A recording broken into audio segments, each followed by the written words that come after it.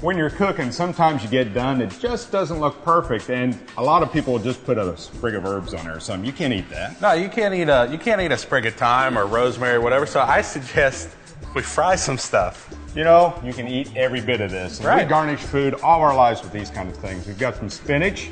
Got a little wonton here. Some phyllo dough. And this is rice vermicelli, or rice noodles. Our oil's at 350 degrees, so now we can start to fry. So before we get the spinach in here, why don't we get a little wonton action going? Well, we're just gonna slice these up. You can go as thin or as thick as you want on these guys. And now these can go savory or sweet. You toss them a little salt and pepper, or you bring them out, toss them in some cinnamon sugar, and garnish the dessert or ice cream with them. They're great.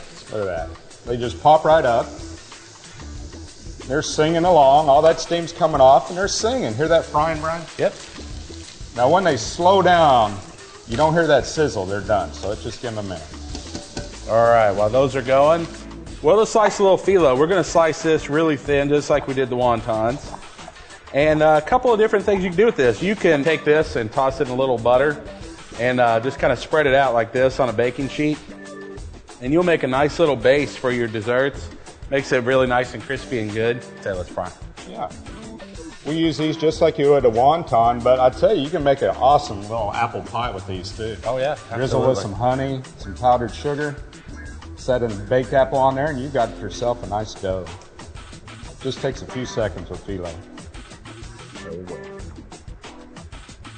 You know, Brian, one of my favorite things about this induction is how it recovers, and the oil is going to always be up the right temp to fry in. Right, that's important because if you go in with your frying product with the oil too cold, you're just not going to get that good crispiness. It's going to be really greasy, not great. Exactly. So, all right, this is one of our favorite garnishes in here, just because of the way it reacts. We're going to do this rice vermicelli. We're going to use about half of this because we don't need it all. And watch what this does. You ready?